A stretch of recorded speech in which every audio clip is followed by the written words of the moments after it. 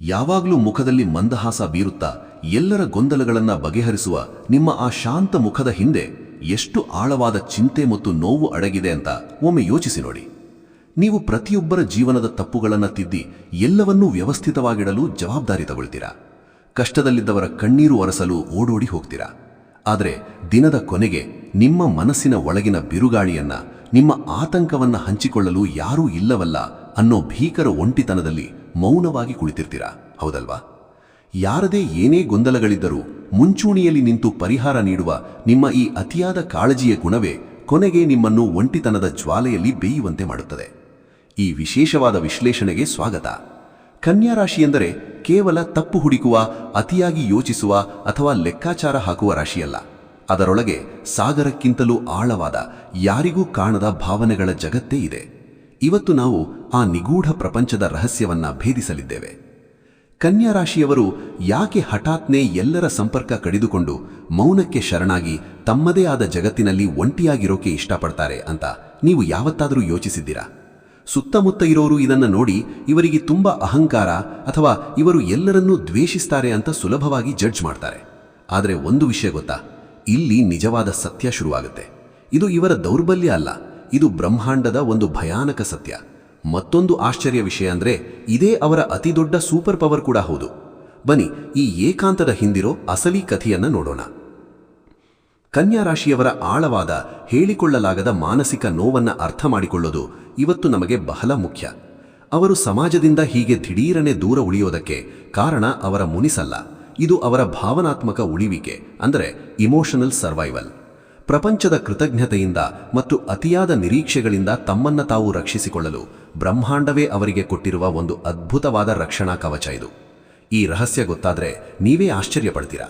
ಏಕೆಂದರೆ ಹೊರಗಿನ ಪ್ರಪಂಚದ ಗೊಂದಲಗಳು ಮತ್ತು ಜನರ ನಾಟಕಗಳು ಇವರ ಶುದ್ಧ, ಪ್ರಾಮಾಣಿಕ ಮತ್ತು ಪರಿಪೂರ್ಣತೆಯನ್ನು ಬಯಸುವ ಮನಸ್ಸನ್ನ ತೀವ್ರವಾಗಿ ಘಾಸಿಗೊಳಿಸುತ್ತವೆ.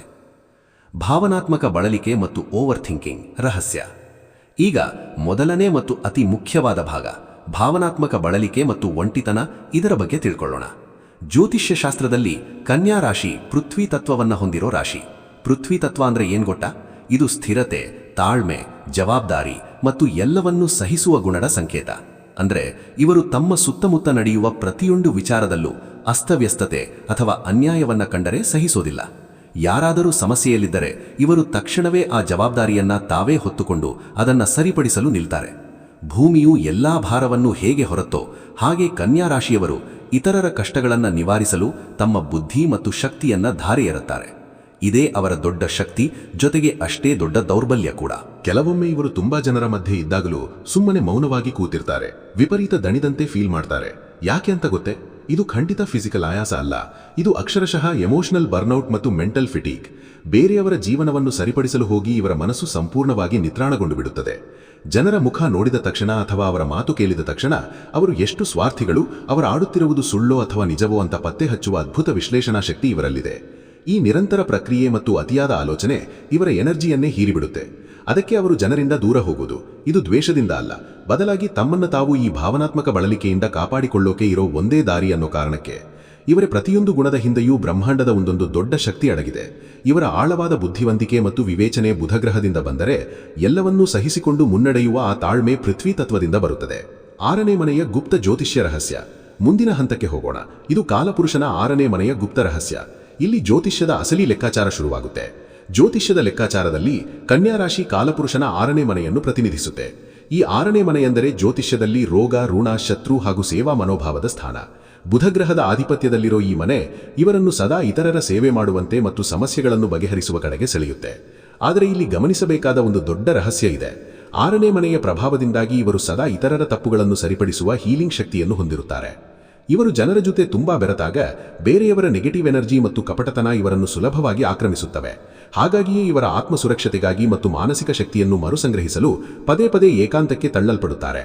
ಕನ್ಯಾ ರಾಶಿಯವರು ಒಂಟಿಯಾಗಿ ಕೂತಿರೋದನ್ನ ಅಥವಾ ಮೌನವಾಗಿರೋದನ್ನ ಯಾರಾದರೂ ಇವರ ಅಹಂಕಾರ ಅಥವಾ ಇವರ ಸೋಲು ಅಂತ ಅನ್ಕೊಂಡ್ರೆ ಅದು 100ಕ್ಕೆ 100 ತಪ್ಪು. ಈ ಮೌನ ವಾಸ್ತವದಿಂದ ಓಡಿ ಹೋಗೋದಲ್ಲ, ಬದಲಾಗಿ ಆ ಏಕಾಂತದಲ್ಲಿ ಅವರ ಆತ್ಮ ಕಳೆದುಕೊಂಡ ಮಾನಸಿಕ ಸಮತೋಲನವನ್ನ ಮತ್ತು ಬುದ್ಧಿಶಕ್ತಿಯನ್ನ ಮತ್ತೆ ಮರಳಿ ಪಡೆಯುವ ಒಂದು ದೈವಿಕ ತಪಸ್ಸು ಅದು. ಆ ಏಕಾಂತದ ಸಮಯದಲ್ಲಿಯೇ ಅವರು ಸಂಪೂರ್ಣವಾಗಿ ಹೊಸ ಮನುಷ್ಯರಾಗಿ ಮತ್ತಷ್ಟು ಸ್ಪಷ್ಟತೆಯೊಂದಿಗೆ ಮರುಸೃಷ್ಟಿಯಾಗ್ತಾರೆ. ಹಿತಶತ್ರುಗಳು ಮತ್ತು ನಂಬಿಕೆ ದ್ರೋಹದ ಕಠಿಣ ಪರೀಕ್ಷೆ. ಈಗ ಒಂದು ಕಠೋರವಾದ ಸತ್ಯದ ಬಗ್ಗೆ ಮಾತನಾಡೋಣ. ಹಿತಶತ್ರುಗಳು ಮತ್ತು ನಂಬಿಕೆ ದ್ರೋಹ. ಕನ್ಯಾ ರಾಶಿಯವರ ಜೀವನದಲ್ಲಿ ಪದೇ ಪದೇ ನಡೆಯುವ ಒಂದು ಘಟನೆಯನ್ನ ನೀವು ನೋಡಿರಬಹುದು. ಇವರು ಯಾರಿಗೋ ಒಬ್ಬರಿಗೆ ತಮ್ಮ ಬುದ್ಧಿ, ಸಮಯ, ಹಣ ಎಲ್ಲವನ್ನೂ ಕೊಟ್ಟು ಅವರ ಜೀವನ ಒಂದು ದಾರಿಗೆ ಬರಲಿ ಅಂತ ಮಿತಿಮೀರಿದ ಸಹಾಯ ಮಾಡ್ತಾರೆ. ಆದರೆ ಕೊನೆಗೆ ಆ ವ್ಯಕ್ತಿ ಇವರ ಈ ಒಳ್ಳೆಯತನವನ್ನು ಮತ್ತು ಸಹಾಯ ಹಸ್ತವನ್ನೇ ಮರೆತು ಇವರಲ್ಲೇ ತಪ್ಪು ಹುಡುಕಿ ಬೆನ್ನಿಗೆ ಚೂರಿ ಹಾಕ್ತಾನೆ, ಮೋಸ ಮಾಡ್ತಾನೆ. ಕನ್ಯಾ ರಾಶಿಯವರ ಅತಿದೊಡ್ಡ ಸಮಸ್ಯೆ ಅಂದರೆ ಅವರಿಗೆ ಅನ್ಯಾಯ ಕಂಡಾಗ ಮುಖಾಮುಖಿ ಜಗಳವಾಡುವುದಕ್ಕಿಂತ ಆ ವ್ಯಕ್ತಿಯ ಕೃತಜ್ಞತೆಯನ್ನು ನೆನೆದು ಒಳಗೊಳಗೆ ಮಾನಸಿಕವಾಗಿ ಕೊರಗುತ್ತಾರೆ. ಆದರೆ ಒಮ್ಮೆ ತಮಗೆ ಮೋಸ ಆಗಿದೆ, ದ್ರೋಹ ಆಗಿದೆ ಅಂತ ಗೊತ್ತಾದ ತಕ್ಷಣ ಇವರು ರಂಪಾಟ ಮಾಡೋಕೆ ಹೋಗಲ್ಲ. ಬದಲಾಗಿ ಆ ಸಂಬಂಧಗಳನ್ನ ತಮ್ಮ ಜೀವನದ ಡೈರಿಯಲ್ಲಿಂದಲೇ ನಿರ್ದಾಕ್ಷಿಣ್ಯವಾಗಿ ಅಳಿಸಿ ಹಾಕಿ ಸಂಪೂರ್ಣ ಮೌನಕ್ಕೆ ಶರಣಾಗ್ತಾರೆ. ಇದೇ ನೋಡಿ ಶುದ್ಧ ಕಾಳಜಿಗೂ ಮತ್ತು ನಂಬಿಕೆ ದ್ರೋಹದ ಕರಾಳ ವಾಸ್ತವಕ್ಕೂ ಇರೋ ವ್ಯತ್ಯಾಸ. ಪ್ರಸ್ತುತ ಕನ್ಯಾ ರಾಶಿಯವರು ಅನುಭವಿಸುತ್ತಿರುವ ಈ ವಿಪರೀತ ಮಾನಸಿಕ ಒತ್ತಡಕ್ಕೆ ಗ್ರಹಗಳ ಗೋಚಾರದ ಪ್ರಭಾವವೂ ಇದೆ. ಕರ್ಮಫಲದಾತನಾದ ಶನಿಯು ಇವರ ಜೀವನದಲ್ಲಿ ಯಾರು ಅಯೋಗ್ಯರು, ಯಾರು ಕೇವಲ ಸ್ವಾರ್ಥಕ್ಕಾಗಿ ಇವರ ಜೊತೆಗಿದ್ದಾರೋ ಅವರೆಲ್ಲರನ್ನೂ ಗುರುತಿಸಿ ದೂರ ಮಾಡುತ್ತಿದ್ದಾನೆ. ಈ ನೋವಿನ ಕತ್ತಲೆ ಕರಗಿ ನ್ಯಾಯ ಸಿಗುವ ಸಮಯ ಈಗ ಹತ್ತಿರದಲ್ಲಿದೆ. ಅದ್ಭುತ ವಿಶ್ಲೇಷಣಾ ಶಕ್ತಿ ಮತ್ತು ಫೀನಿಕ್ಸ್ನಂತೆ ಮರುಹುಟ್ಟು. ಇದಾದ ಮೇಲೆ ಬರೋದು ಇವರ ಅತಿ ದೊಡ್ಡ ಪ್ಲಸ್ ಪಾಯಿಂಟ್, ಅದ್ಭುತ ವಿಶ್ಲೇಷಣಾ ಶಕ್ತಿ ಮತ್ತು ಆತ್ಮರಕ್ಷಣೆ. ಕೆಲವರು ಇವರನ್ನು ನೋಡಿ ಇವರು ಕೇವಲ ಸೌಮ್ಯ ಸ್ವಭಾವದವರು, ಇವರನ್ನು ಸುಲಭವಾಗಿ ಬರೆಸಿಕೊಳ್ಳಬಹುದು ಅಂತ ಅನ್ಕೊಳ್ತಾರೆ. ಆದರೆ ಅವರಿಗೆ ಕನ್ಯಾ ರಾಶಿಯವರ ಆ ಗುಪ್ತ ಸಂಕಲ್ಪ ಶಕ್ತಿ ಮತ್ತು ತೀಕ್ಷ್ಣ ಬುದ್ಧಿಯ ಅರಿವೇ ಇಲ್ಲ. ಇಡೀ 12 ರಾಶಿಗಳಲ್ಲಿ ಅತ್ಯಂತ ವ್ಯವಸ್ಥಿತವಾದ ಮತ್ತು ತರ್ಕಬದ್ಧವಾದ ಇಚ್ಛಾಶಕ್ತಿ ಇರೋದೇ ಕನ್ಯಾ ರಾಶಿಯವರಿಗೆ. ಎಲ್ಲರಿಂದ ದೂರ ಹೋದಾಗ, ಒಂಟಿಯಾಗಿದ್ದಾಗ ಇವರ ಈ ಆಂತರಿಕ ವಿಶ್ಲೇಷಣಾ ಶಕ್ತಿ 100 ಪಟ್ಟು ಹೆಚ್ಚಾಗುತ್ತದೆ. ಇವರ ಆಲೋಚನೆಗಳು ಸುಮ್ಮನೆ ಬರುವ ಯೋಚನೆಗಳಲ್ಲ, ಅವು ಭವಿಷ್ಯದ ಪ್ರತಿಯೊಂದು ಹೆಜ್ಜೆಯನ್ನು ಜಯಿಸುವ ಖಚಿತವಾದ ಬ್ಲೂಪ್ರಿಂಟ್ಗಳು. ಏಕಾಂತದಲ್ಲಿ ಇವರು ತಮ್ಮ ಆತ್ಮದ ಶಕ್ತಿಯೊಂದಿಗೆ ಸಂಪರ್ಕ ಸಾಧಿಸುತ್ತಾರೆ. ಕನ್ಯಾ ರಾಶಿಯವರ ಈ ಅಗಾಧವಾದ ಗುಪ್ತಶಕ್ತಿ ಇವರ ವಿವೇಚನೆಯಲ್ಲಿರುತ್ತದೆ. ಇವರ ಆಡಳಿತ ಗ್ರಹವಾದ ಬುಧ ಇವರಿಗೆ ತೀಕ್ಷ್ಣ ಗ್ರಹಣ ಶಕ್ತಿಯನ್ನು ಕೊಟ್ಟಿರುತ್ತಾರೆ. ಹಾಗಾಗಿ ಯಾರಿಂದಲೂ ಇವರನ್ನು ಸಂಪೂರ್ಣವಾಗಿ ದಾರಿ ತಪ್ಪಿಸಲು ಸಾಧ್ಯವೇ ಇಲ್ಲ. ಎಷ್ಟೇ ಕಷ್ಟ ಬಂದರೂ, ಮಾನಸಿಕವಾಗಿ ಎಷ್ಟೇ ನೊಂದರೂ ಮತ್ತೆ ಶೂನ್ಯದಿಂದ ಎದ್ದು ಬರುವ ಫೀನಿಕ್ಸ್ ಹಕ್ಕಿಯಂತೆ ಮರುಹುಟ್ಟು ಪಡೆಯುವ ಅದ್ಭುತ ಸಾಮರ್ಥ್ಯ ಇವರಲ್ಲಿದೆ. 2026ರ ಸುವರ್ಣ ಯುಗದ ಆರಂಭ. ಈಗ ಒಂದು ಮಹಾ ತಿರುವು. 2026 ಈ ವರ್ಷವನ್ನ ಸರಿಯಾಗಿ ನೆನಪಿಟ್ಟುಕೊಳ್ಳಿ. 2026 ಈ ವರ್ಷದಲ್ಲಿ ಸಂಭವಿಸುವ ಆ ಬೃಹತ್ ಗ್ರಹಗಳ ಸಂಚಾರ ಮತ್ತು ದೇವಗುರು ಬೃಹಸ್ಪತಿಯ ಶುಭ ದೃಷ್ಟಿ ಕನ್ಯಾ ರಾಶಿಯವರ ಪಾಲಿಗೆ ನಿಜವಾದ ಅರ್ಥದಲ್ಲಿ ಒಂದು ಸುವರ್ಣ ಯುಗವನ್ನು ತರಲಿದೆ. ಇಷ್ಟು ದಿನ ಏಕಾಂತದಲ್ಲಿ, ಮೌನದಲ್ಲಿ ಅವರು ಅನುಭವಿಸಿದ ಪ್ರತಿಯೊಂದು ಮಾನಸಿಕ ನೋವಿಗೂ, ಕಷ್ಟಕ್ಕೂ ದೊಡ್ಡ ಬೆಲೆ ಸಿಗುವ ಕಾಲ ಇದು. ಅವರು ಯಾರಿಂದ ದೂರ ಹೋದರೋ, ಯಾರು ಇವರನ್ನು ಕಡೆಗಣಿಸಿದರೋ ಅದೇ ಜನರು ಇವರ ಬೌದ್ಧಿಕ ಬೆಳವಣಿಗೆ ಮತ್ತು ಬೃಹತ್ ಯಶಸ್ಸನ್ನು ನೋಡಿ ಆಶ್ಚರ್ಯಪಡುತ್ತಾರೆ. 2026ರ ನಂತರ ಇವರ ಜೀವನದಲ್ಲಿ ಅದ್ಭುತ ಬದಲಾವಣೆಗಳು ಕಾದಿವೆ. ಗ್ರಹಗಳ ಶುಭ ಸಂಚಾರದಿಂದ ವೃತ್ತಿ ಜೀವನದಲ್ಲಿ ಹಾಗೂ ವ್ಯಾಪಾರದಲ್ಲಿ ಅಕ್ಷರಶಃ ಪ್ರಗತಿಯ ಯೋಗ ಶುರುವಾಗುತ್ತದೆ. ಆರ್ಥಿಕ ಸ್ಥಿರತೆ ಮತ್ತು ದೀರ್ಘಕಾಲದ ಸಮಸ್ಯೆಗಳಿಗೆ ಶಾಶ್ವತ ಪರಿಹಾರ ಒದಗಿ ಬರುತ್ತದೆ. ಎಲ್ಲದಕ್ಕಿಂತ ಮುಖ್ಯವಾಗಿ ಮಾನಸಿಕ ಗೊಂದಲಗಳು ಮುಗಿದು ಎಲ್ಲಿಲ್ಲದ ಆಂತರಿಕ ಶಾಂತಿ ಸಿಗಲಿದೆ. ಜೊತೆಗೆ ಇವರ ಈ ನಿಷ್ಕಲ್ಮಶ, ಕಾಳಜಿ ವಹಿಸುವ ಮನಸ್ಸನ್ನು ಸಂಪೂರ್ಣವಾಗಿ ಅರ್ಥ ಮಾಡಿಕೊಳ್ಳುವ ಒಬ್ಬ ನಿಜವಾದ ಹಿತೈಷಿಯ ಆಗಮನವು ಇದೇ ಸುವರ್ಣ ಸಮಯದಲ್ಲಿ ಆಗಲಿದೆ. ಇದು ನಿಮ್ಮ ತಾಳ್ಮೆಗೆ ದೈವಿಕ ಪ್ರಕೃತಿಯೇ ನಿಮಗಾಗಿ ಕೊಡುವ ಅತ್ಯುನ್ನತ ಉಡುಗೊರೆಯಾಗಿದೆ. ಆದರೆ ಅಲ್ಲಿಯವರೆಗೆ ಈ ಮಾನಸಿಕ ಒತ್ತಡದ ಸಮಯವನ್ನು ದಾಟುವುದು ಹೇಗೆ? ಕನ್ಯಾ ರಾಶಿಯವರು ಪಾಲಿಸಬೇಕಾದ ಕೆಲವು ಪ್ರಬಲ ದೈವಿಕ ಪರಿಹಾರಗಳನ್ನು ನೋಡೋಣ. ಪ್ರಸ್ತುತ ಇರುವ ಆತಂಕ ಮತ್ತು ಓವರ್ ಥಿಂಕಿಂಗ್ ಅನ್ನು ಸುಲಭವಾಗಿ ದಾಟಲು ಕನ್ಯಾ ರಾಶಿಯವರು ಈ ಕೆಲವು ಸರಳವಾದ ಆದರೆ ಪ್ರಬಲವಾದ ದೈವಿಕ ಪರಿಹಾರಗಳನ್ನು ಪಾಲಿಸಬೇಕು. ಪ್ರತಿ ಬುಧವಾರ ವಿಘ್ನಹರ್ತ ಶ್ರೀ ಗಣೇಶನ ದೇವಸ್ಥಾನಕ್ಕೆ ಭೇಟಿ ನೀಡಿ ಗರಿಕೆ ಹುಲ್ಲನ್ನು ಅರ್ಪಿಸುವುದು ಇದು ಬುಧನ ದೋಷವನ್ನು ನಿವಾರಿಸಿ ಮನಸ್ಸಿಗೆ ತೀಕ್ಷ್ಣತೆ ಮತ್ತು ಶಾಂತಿಯನ್ನು ತುಂಬುತ್ತದೆ. ಹಾಗೆಯೇ ಶನಿವಾರದ ದಿನಗಳಲ್ಲಿ ಅಗತ್ಯವಿರುವ ಬಡವರಿಗೂ ಅಥವಾ ವೃದ್ಧರಿಗೂ ಕೈಲಾದ ಸಹಾಯ ಮಾಡುವುದು ಅಥವಾ ಹಸಿರು ಬಣ್ಣದ ವಸ್ತುಗಳನ್ನು ದಾನ ಮಾಡುವುದು ನೆಗೆಟಿವ್ ಎನರ್ಜಿಯನ್ನು ದೂರ ಮಾಡುತ್ತದೆ. ಕೊನೆಯದಾಗಿ ಪ್ರತಿದಿನ ಕನಿಷ್ಠ 15 ನಿಮಿಷಗಳಾದರೂ ಮೌನವಾಗಿ ಪ್ರಾಣಾಯಾಮ ಅಥವಾ ಓಂಕಾರ ಧ್ಯಾನ ಮಾಡಿ.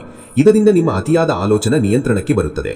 ಇದರ ಜೊತೆಗೆ ಸಾಧ್ಯವಾದಾಗೆಲ್ಲ ವಿಷ್ಣು ಸಹಸ್ರನಾಮವನ್ನು ಕೇಳುವುದರಿಂದ ನಿಮ್ಮ ಮನಸ್ಸಿನ ಕ್ಲೇಶಗಳು ತಕ್ಷಣವೇ ನಿವಾರಣೆಯಾಗುತ್ತವೆ. ಸಮಾರೋಪ. ಹಾಗಾಗಿ ಕನ್ಯಾ ರಾಶಿಯವರು ಅನುಭವಿಸುವ ಈ ಒಂಟಿತನ ಖಂಡಿತವಾಗಲೂ ದೌರ್ಬಲ್ಯವಲ್ಲ ಅಥವಾ ಅದೊಂದು ಶಾಪವೂ ಅಲ್ಲ. ಕನ್ಯಾ ರಾಶಿಯಲ್ಲಿ ಜನಿಸಿದ್ದಾರೆ ಅಂದರೆ ಅವರು ಈ ಜಗತ್ತನ್ನು ಹೆಚ್ಚು ಸುಂದರವಾಗಿಸಲು ಮತ್ತು ವ್ಯವಸ್ಥಿತಗೊಳಿಸಲು ಬ್ರಹ್ಮಾಂಡದಿಂದಲೇ ಆಯ್ಕೆಯಾದವರು ಅಂತ ಅರ್ಥ. ಗೊಂದಲಗಳನ್ನು ಸೀಳಿ ಸ್ಪಷ್ಟತೆಯ ಹೊಸ ಹಾದಿಯನ್ನು ಹುಡುಕಿ ತರುವ ಮಹಾನ್ ಜವಾಬ್ದಾರಿ ಇವರ ಮೇಲಿದೆ. ಇದು ಅವರನ್ನು ಮತ್ತಷ್ಟು ಶುದ್ಧೀಕರಿಸುವ ಒಂದು ದೈವಿಕ ಪ್ರಕ್ರಿಯೆ. ಇಷ್ಟು ದಿನ ಅವರು ಅನುಭವಿಸಿದ ಕಷ್ಟಗಳು ಅವರ ಮನಸ್ಸನ್ನು ವಜ್ರದಂತೆ ಗಟ್ಟಿಗೊಳಿಸಿವೆ.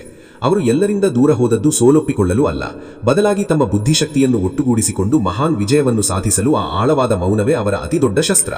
ಕನ್ಯಾ ರಾಶಿಯವರು ದೈವಿಕವಾಗಿ ರಕ್ಷಿಸಲ್ಪಟ್ಟಿದ್ದಾರೆ.